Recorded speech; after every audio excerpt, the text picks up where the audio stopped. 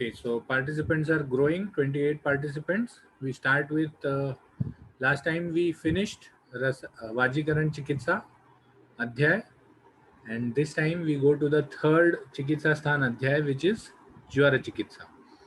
Now today what I'll be doing is I'll not be teaching you Jwara Chikitsa, but we'll be discussing about uh, from Adhyay number 3 to Adhyay number 30. That is, we'll be discussing 28 chapters with respect to how the questions come in exam, what is there in these 28 chapters, how Charak has mentioned, how you are going to write. So let us start with a general discussion on what is there in these chikitsa, because the first and the second adhyay were Rasayan and Vajikaran Chikitsa, which were totally focused on the Swasthasya Swastha Rakshanam aspect in Charak. So from the 3rd till the 30th, 28 adhyayas are focused on the treatment of different diseases. That is आतुरस्य व्याधि प्रशमन. तो आतुरस्य व्याधि प्रशमनम पे focus 3rd से 30th मतलब 28 अध्याय जो है वो इस पे फोकस्ड हैं. So let us discuss what is grossly there in all the 28 अध्याय. So first we should understand that the time frame of this book was somewhere around 6 to 8,000 years back. What do you mean by 6 to 8,000 years back? We are now in the year 2020. So when we say 6 to 8,000 years back, that was before Christ. Before Christ. तो 6 to 8,000 years back में before Christ में ये संहिता जो है ये बोली गई थी, बाद में उसको लिखा भी गया था. So this is the time frame. It has mention 28 diseases. सो ऐसा था क्या कि उस जमाने में सिर्फ 28 ही डिसीज होते थे. Why he has not mentioned a host of diseases? Right now what we have is we have a host of diseases. सिर्फ नाक नाक के पकड़ो, आंख आंख, सिर्फ आंख आंख के पकड़ेंगे तो आंख आंख के कम से कम 500 डिसीज होंगे. So when we have 500 diseases related to only the eye, why Charak has mentioned only 28 diseases, not more? Or Charak has mentioned the chikitsa of only 28 diseases. So the reason here is that in these 28 diseases, he has again classified. जैसे वात रोग चिकित्सा, वात व्याधि चिकित्सा में उन्होंने 80 वात व्याधि बता दिए, या फिर त्रिमर्मी अध्याय में बहुत सारे मर्मों के डिसीज बता दिए, या फिर जैसे रुद्रोगाध्याय में उन्होंने संज्ञानाश और ये सब कोमा वोमा ये सब चीज बता दिए. So there are many diseases which are collated, many diseases which are collate. जैसे अपस्मार चिकित्सा में उन्होंने अतत्वाभिनिवेश वगैरह बता दिया. तो there are many diseases which are collated in a single disease. The diseases which are common, the diseases in which the seat of the disease is common, or the symptom of the disease is common, or one disease is an upadrav of other disease, he has clubbed into that disease. Clubbing को भी पकड़ेंगे तो ये 28 से ज्यादा बढ़ के 150 तक हो जाते हैं. 28 से बढ़ के ये 150 तक हो जाते हैं. ठीक है. तो क्या इन 150 ही डिसीजेस थे? नहीं. चरक कहता है कि मैंने जो आपको it is impossible to describe each and every disease का कारण, लक्षण एंड संप्राप्ति in detail. It is impossible to describe हर डिसीज का कारण, लक्षण और संप्राप्ति in detail. And that is why what I have given you in the platter, जो भी मैंने आपके सामने प्रेजेंट किया है, that are only indicative. Indicative मतलब क्या है? इंडिकेटिव का मतलब ये है कि जैसे मैंने आपको वात रक्त या वात व्याधि या संधिवात ये सब बता दिया, ये वात के इंडिकेटिव डिसीजेस हैं. वात के लक्षण, वात के निदान बाकी वातज रोग में भी सेम रहने वाले हैं, और उन लक्षण से, उन निदान से आप डिसीज को आइडेंटिफाई करके, वात की चिकित्सा करके आप दूसरे डिसीज को कम कर सकते हो या ट्रीट कर सकते हो. So this is what is the disease pattern which Charak has followed. So all what he has mentioned is an indicative aspect of the diseases, and that is why if we see मैं जब पढ़ता था तो Davidson was a book for medicine in allopathy. तो Davidson जो होता था वो that was around 600 to 700 pages, 600 से 700 पेजेस का होता था. Right now what has happened is Davidson has grown up to 3000 pages, 3000 pages का. How many years? It has grown up to 3000 pages in a matter of just 20 years, 20-25 years. 20 से 25 साल में वो अपने साइज के 5 गुना हो गया, 5 times. Okay. So because science is progressing, newer diseases के reasons, newer diseases की etiology सब आ रही है. So that is why they have incorporated. Now look into the case of Charak. Printing was started somewhere in the year 1700. 1700 के बाद, मतलब 1750, 18th century में printing चालू हुआ. उसके पहले थोड़े दिन राइटिंग चालू हुआ. Writing was there for a long long time, but there was no xerox. तो it was impossible for him to write each and every disease. और अगर वो हर डिसीज को मेंशन करता अपने संहिता में, चरक, तो what would have happened, her disease को मेंशन करने की वजह से संहिता इतनी बड़ी हो जाती कि वो किसी को बाय हार्ट ही नहीं हो पाती. किसी को वो संहिता बाय हार्ट ही नहीं हो पाती, और बाय हार्ट ही नहीं होने की वजह से वो संहिता यूजलेस हो जाती है. तो for the sake of brevity, brevity is Samhita को छोटा रखने के लिए उसने डिसीज पैटर्न्स में सिर्फ 28 अध्याय लिए हैं. डिसीज की चिकित्सा में सिर्फ 28 अध्याय लिए हैं, और उसी के हिसाब से उन्होंने ये बताया है कि ये जो संहिता है, ये संहिता मैं लिख तो रहा हूं या बोल तो रहा हूं, क्रिएट तो कर रहा हूं, लेकिन इसमें मैंने सभी डिसीजेस नहीं डाले जो हमारे टाइम में हैं. अब उनके टाइम में मतलब ऐसा नहीं लिखा हमारे टाइम में, लेकिन जो अवेलेबल हैं, जो डिसीजेस पृथ्वी पे हैं, उसमें से सब डिसीज लिखना इम्पॉसिबल है. तो मैं इंडिकेटिव डिसीजेस दे रहा हूं, और उस इंडिकेटिव डिसीजेस से आप बाकी डिसीजेस जिनका निदान, लक्षण और संप्राप्ति, स्थान संश्रय वगैरह सेम है, उस हिसाब से आप उन डिसीजेस का आइडेंटिफिकेशन और ट्रीटमेंट कर सकते हो. अब यहाँ पर सबसे इंपॉर्टेंट क्वेश्चन ये आता है कि डिसीज का आइडेंटिफिकेशन और डिसीज का आइडेंटिफिकेशन करने का जरूरत क्या है. आइडेंटिफिकेशन करने का जरूरत ये है because unless and until we identify the disease, unless and until we classify the disease into one of its types. Now what are the general types of diseases?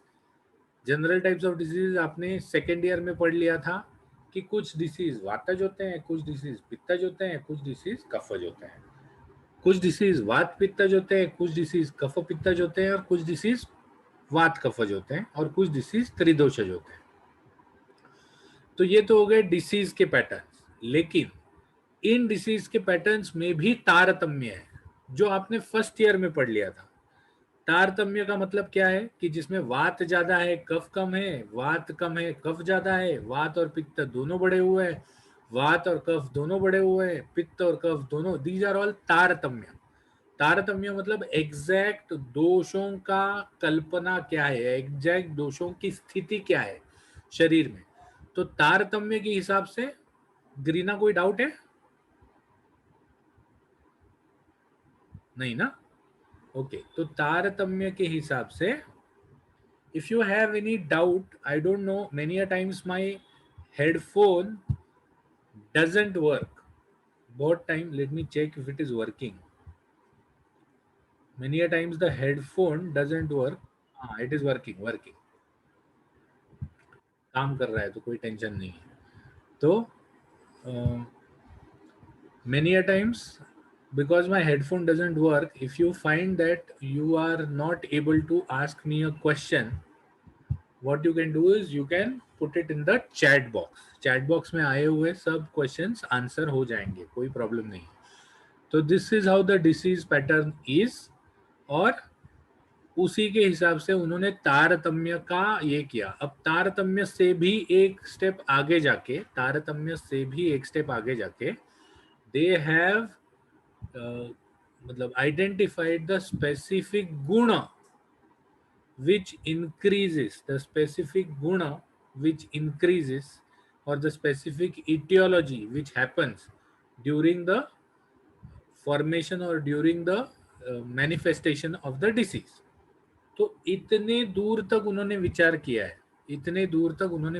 है, ऑफ कोर्स ये सभी विचार उन्होंने हर डिसीज में apply नहीं किए, लेकिन as a सिद्धांत उन्होंने मेंशन कर दिया है कि डिसीजेस को क्लासिफाई करना है या डिसीजेस को आइडेंटिफाई करना है तो सबसे पहले आप डिसीज के सिम्टम्स देखो. डिसीज के सिम्टम्स देखने के बाद आपको ये पता चलेगा कि कौन सा डिसीज है. उसके बाद निदान पूर्वरूप रूप उपशय संप्राप्ति देखो, तो आपको ये पता चल जाएगा कि संप्राप्ति क्या है इस डिसीज की, या इटियोलॉजी क्या है, what are the pathological changes which happen in the body due to the disease. उसके बाद आप ये देखो कि कौन सा दोष बढ़ा हुआ है, कौन सा दोष घटा हुआ है. तो दैट इज वन थिंग. और lastly they have classified is, अगर दोष बढ़ा हुआ है तो कौन से गुण से बढ़ा हुआ है, अगर दोष घटा हुआ है तो कौन सा गुण घटा हुआ है. सुश्रुत ने चरक से भी एक स्टेप आगे जाके बताया कि भूतेभ्यो ही परम यस्मात् नास्ति चिंता चिकित्सते. मतलब अगर आपको डिसीज का पांच भौतिक कॉन्स्टिट्यूशन पता है, अब ये गुण जो है ये भी पांच भौतिक है. जैसे गुरु गुण है तो वो पृथ्वी महाभूत प्रधान है, ठीक है. उसके बाद सर गुण है जो जल महाभूत प्रधान है, उसके या वायु महाभूत प्रधान है.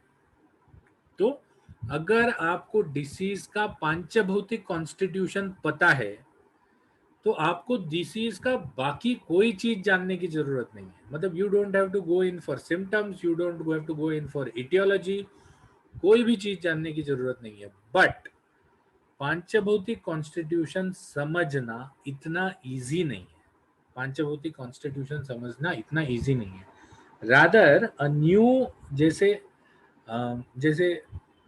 एलोपैथी में रेडियोलॉजिकल मेडिसिन, या फिर मतलब अलग अलग मेडिसिन की ब्रांचेस हो गई हैं, वैसे ही आयुर्वेद में पांच भौतिक चिकित्सा नाम की एक ब्रांच इज अपकमिंग. पांच भौतिक चिकित्सा is a branch which is upcoming, in which the physician goes deep into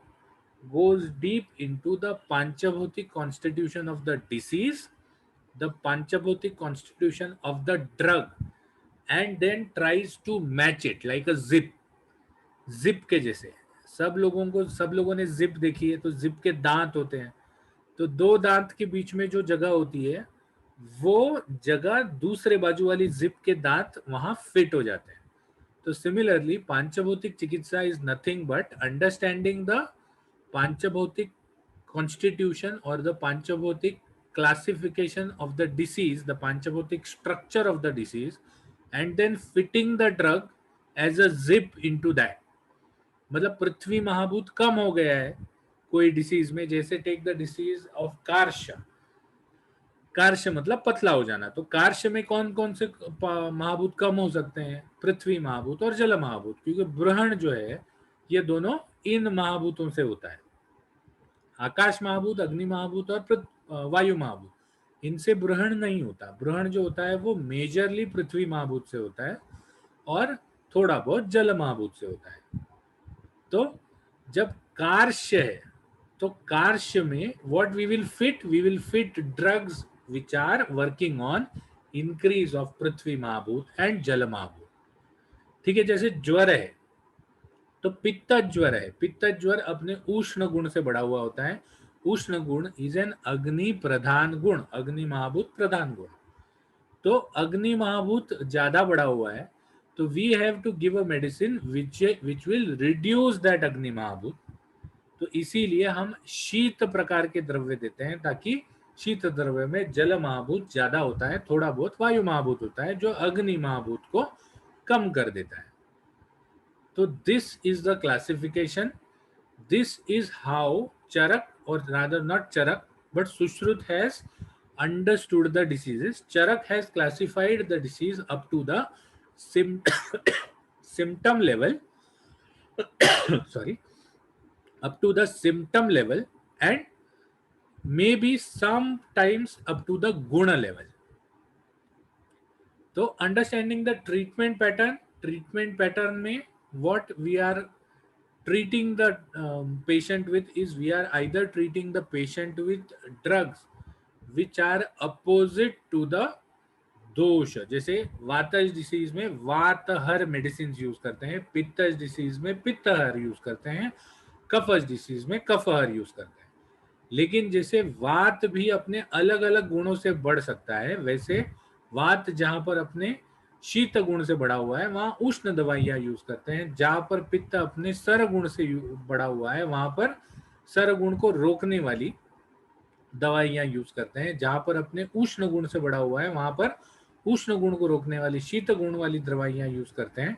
so this is what is the general treatment pattern of Charak. Okay, we will be discussing each and everything in detail. Now we have to identify the changes, because we are studying BMS and BMS is a undergraduate course. We are not expected to go into the guna aspect. मतलब if we go into the guna aspect, it is better. ठीक है, मतलब examiner को भी लगता है कि नहीं भाई इसने बहुत सोचा है इस बारे में। So we are not going to go into the guna aspect, but definitely we are going to go up to the samprapti bhanga aspect. We are going to go up to the samprapti bhanga aspect, the first aspect. तीन अलग अलग aspect मैंने आपको बताए treatment के। One is the निदान पूर्व रूप रूप उपशय संप्राप्ति, इसमें से संप्राप्ति का भंग। We will be taking in today's lecture what is Nidan, what is Purvarup once again, because to refresh your memories of second year Nidan and first year. ठीक है, नहीं तो यूजुअली बीएमएस में क्या होता है कि अगला जो है वो बाय हार्ट और पिछला जो है वो flat. So we will be, because relevant concept इस साल भी आने वाले हैं, तो इसीलिए वी विल बी डिस्कसिंग और we will be detailing on the relevant concepts related to Charak Samhita, so that you will be able to write your question paper answers very nicely. So this year or in third year we are going to go up to the samprapti bhanga aspect. We may even discuss out of the syllabus guna aspect and the panchabhotik aspect in some diseases, but because we have a limited lecture time frame, we are going to, और ज्वर चिकित्सा, योनि व्यापार चिकित्सा, ये सब बड़े बड़े अध्याय हैं, वात व्याधि चिकित्सा बड़े बड़े अध्याय हैं, तो इसीलिए we are going to just touch and come the guna and the panchbhautik chikitsa aspect. This is left to you when doing MD or when doing deep thinking on the matter while practicing. So these are the changes, because we have a regulatory framework of curriculum.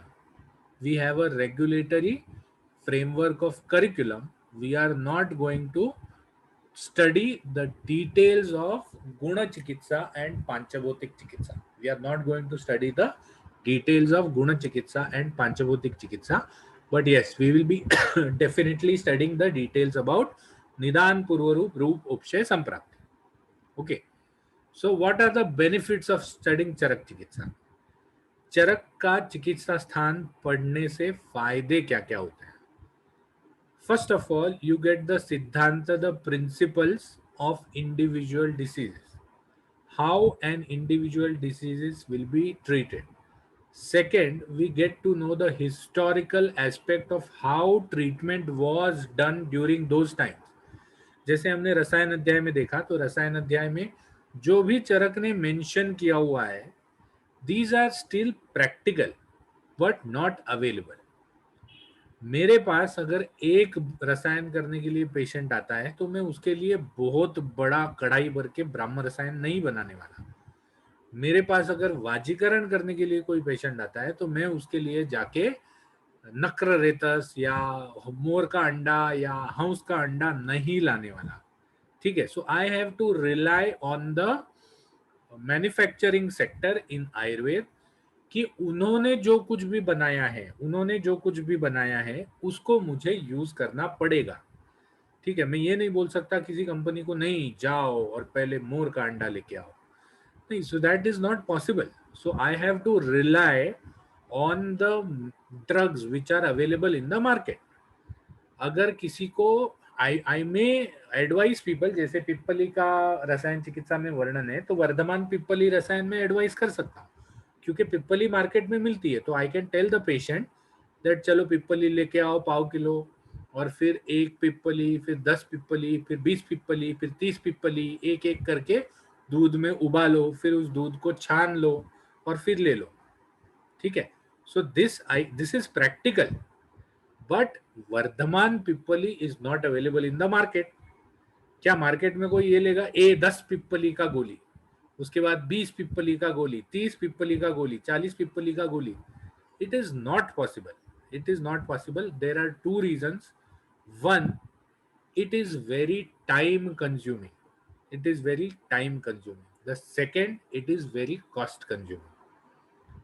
एक है time consuming है इसलिए, second is cost consuming है इसलिए, और all the people in the manufacturing sector are working for profits. So profit is directly related to or indirectly related to the time and the cost put in for the process, the time and the cost put in for the process। so that is why it is not feasible for them। उनको भी ये practical नहीं लगता कि वर्धमान पिपली का गोली बनाया जाए या मोर का अंडा लाया जाए। so that is why they have made the drugs according to them। So when we read Charak Chikitsa, we understand the principles of treatment and we try to correlate these principles according to the available drugs in the market। We try to correlate these principles according to the drugs available in the market। Therefore, a majority of Charak Chikitsa is impractical today। Please listen to this very carefully। A majority of Charak Chikitsa is impractical today. But what is most important in Charak Samhita is understanding the principles of treatment so that they can be applied to what is available today। ये दो line जो मैंने अभी कही है किसी को समझ में नहीं आई होगी तो please raise your hand. I will speak और explain it again. I will repeat those lines. Majority of the Charaka Chikitsa Sthana is impractical today, and I am talking here about the medications which Charak has mentioned। I am talking up here about the medications which Charak has mentioned, but the principles which are mentioned in Charak are still applicable today। The only thing we have to apply these principles with the medicines which are available, with the medicines which are available। Okay, Charak Chikitsa Sthan also speaks a lot about drugs which can be prepared at home। अगर आपको याद हो तो second year में ये अपामार्ग तंडुलीय अध्याय में हमने बहुत सारे यवागु पढ़े हैं, मेडिकेटेड ग्रुएल्स। बहुत सारे यवागु पढ़े हैं जिसमें आप ड्रग ले आओ, आप पेशेंट को बता दो कि भाई ये मुस्तादी यवागु लेना है या ये यवागु लेना है, वो यवागु लेना है, तो पेशेंट अपने घर पे करके ले लेगा। So Charak has not only told the medications, but Charak has also told some of the best principles of Pathya in Ahar। Pathya in Ahar. So what are the principles which Charak has said? Charak is the first person in Ayurveda which is available. I don't say he was the first person in Ayurveda, but Charak is the first person in Ayurveda, the text of which is available, जिसकी संहिता available है. अब शायद पुनर्वसु ने भी कुछ लिखा होगा या बोला होगा, अग्निवेश ने भी कुछ लिखा होगा, बोला होगा, लेकिन हमारे पास वो अवेलेबल नहीं है. अग्निवेश के साथ जितने शिष्य थे, ठीक है, हारित संहिता आदि है, काश्यप संहिता आदि है, बेल संहिता आदि है, पराशर संहिता है ही नहीं. शायद इन लोगों ने अपनी अपनी संहिताएं लिखी होंगी, लेकिन वो अवेलेबल नहीं है. So for us, Charak is the only person in Ayurveda whose Samhita is available, the first available Samhita. Available is a very important word here. So available Samhita is Charak. So इसीलिए चरक के जो principles हैं, चरक के जो principles हैं, वही principles आज भी चल रहे हैं और वही प्रिंसिपल्स उसके आगे वाले जनरेशन में, जैसे वाग्भट है, माधव निदान है, तो इन सब जनरेशंस ने वही प्रिंसिपल्स को आगे जाके ब्लूम अप किया है, ब्लो अप किया है, या डिटेल में बताया है. ठीक है, take the case of Davidson. Davidson was 600 और 700 pages at my time.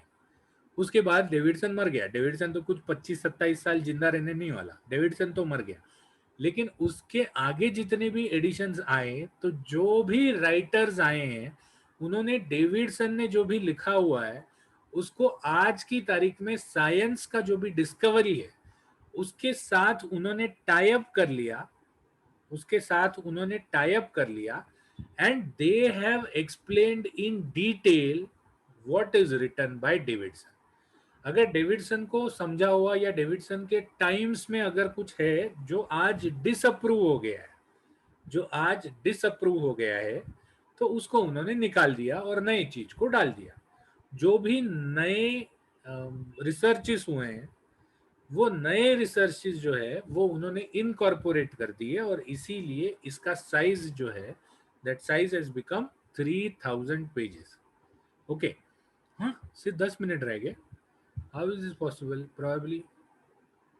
Anyway, what we will do is I'll put down the attendance first, so that वो चीज रह नहीं जाए. Here is the attendance link, and you all can go and give attendance. By that time, I will do my bud. Okay, so we are going to first look into the basic principles of disease progression. That is Shat Kriya Kal. Shat Kriya Kal. Now, Shat Kriya Kal is something which you have learned in Ashtang Sangra also, and which you have learned in Kriya also. So, Shat Kriya Kal is how the disease progresses in the body. So, Shat means 6, Kriya Kal means steps of treatment. 6 steps in which you can do treatment. ठीक है, क्रिया is treatment, काल is the time. So 6 times, there are 6 times in a disease in which you can do treatment. सो अगर षट क्रिया काल है तो simple सा चीज है कि the treatment is easier done, the treatment is easier done at the first step. Second step से ट्रीटमेंट करना फर्स्ट स्टेप में ट्रीटमेंट करने से ज्यादा डिफिकल्ट है. थर्ड स्टेप में ट्रीटमेंट करना सेकेंड स्टेप में ट्रीटमेंट करने से ज्यादा डिफिकल्ट है. फोर्थ स्टेप में ट्रीटमेंट करना थर्ड स्टेप में ट्रीटमेंट करने से ज्यादा डिफिकल्ट है. Okay, so take this case as a mob.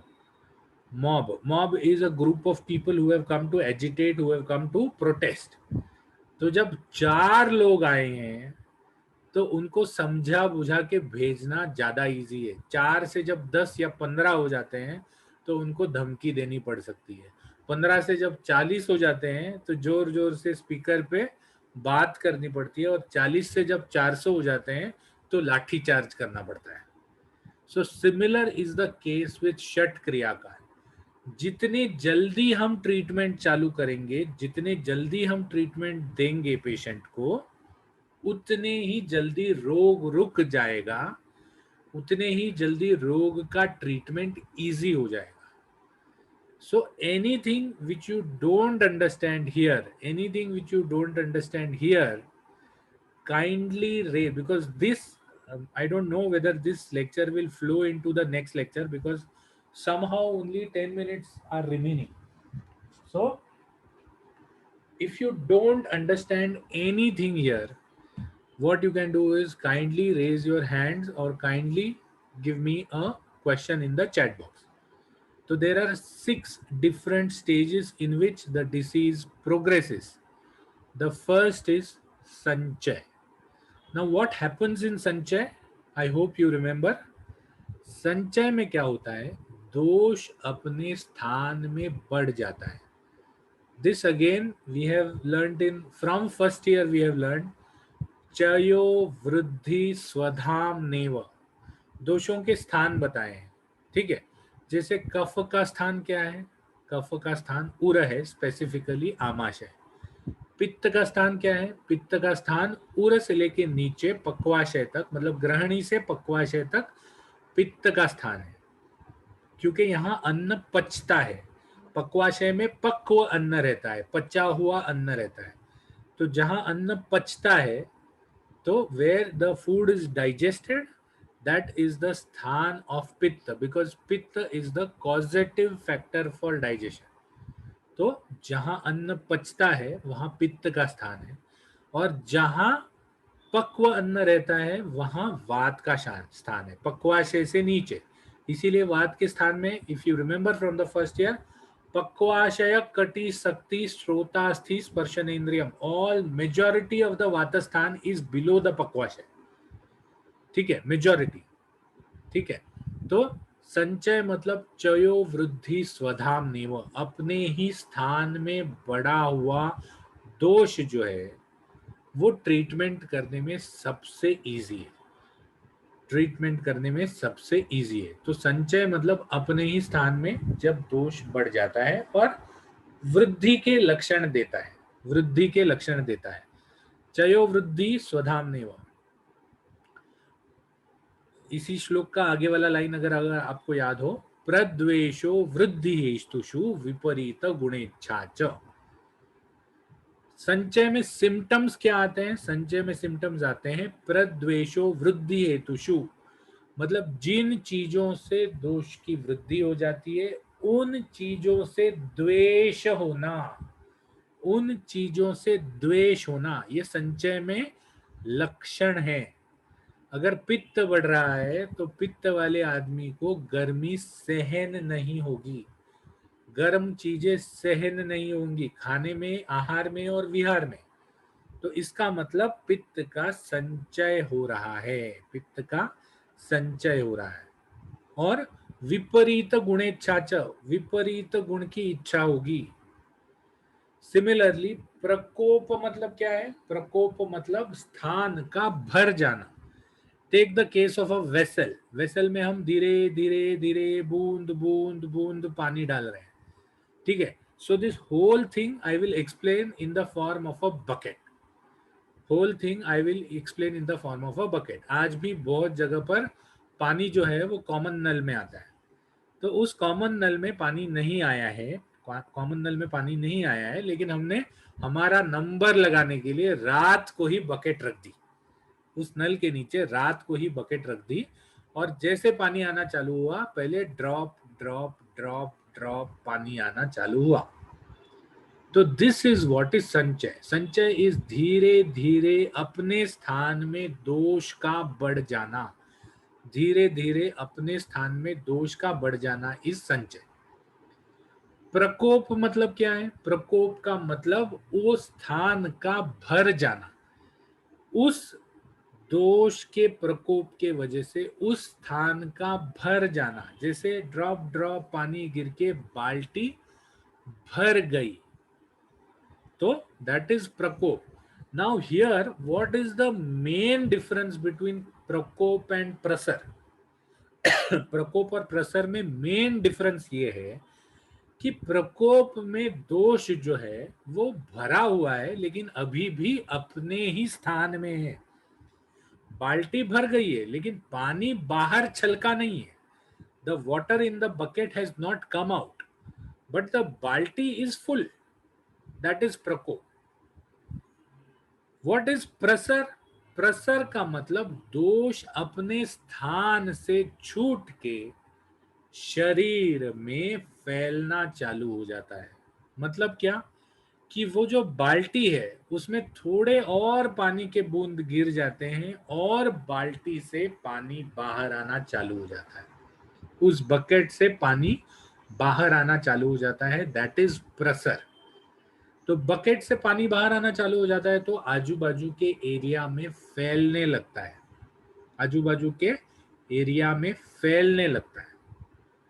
ठीक है, that is pressure. Pressure in which the दोष have started propagating or those have started expanding or those have started going out throughout the body looking out for a particular sthan for getting accumulated there, that is sthana संशय।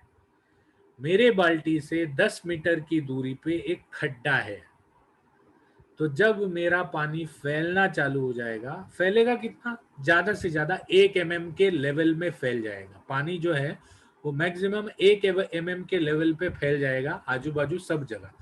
लेकिन जैसे ही उसको खड्डा मिल जाएगा वो खड्डे में एक्यूमुलेट होना चालू हो जाएगा। सो दैट इज स्थान संश्रय। स्थान संश्रय में दोष जो होते हैं वो कोई ऐसे स्थान में जहां पर ख वैगुण्य होता है, जहां पर ख वैगुण्य होता है, स्रोतसों में वैगुण्य होता है, उस स्थान पर एक्यूमुलेट होना चालू हो जाते हैं, दैट इज स्थान संश्रय। कि जैसे वो पानी खड्डे में गड्ढे में भर जाता है, वैसे ही दोष भी जो स्रोतस है उस स्रोतस में जहां पर भी ख वैगुण्य है वहां पर एक्यूमुलेट होना चालू हो जाते हैं। तो ये है स्थान संश्रय। फिर व्यक्ति, व्यक्ति मतलब पहले तो हमको समझ में नहीं आता कि उस गड्ढे में पानी एक्यूमुलेट हो जा रहा है, हमको तब समझ में आता है जब गड्ढा पूरा भर जाता है। तो व्यक्ति में उस स्थान से जब सिम्टम्स आना चालू हो जाते हैं, जैसे संधिवात पकड़ लो, संधिवात में क्या होता है कि वात पहले अपने आप को व्यक्त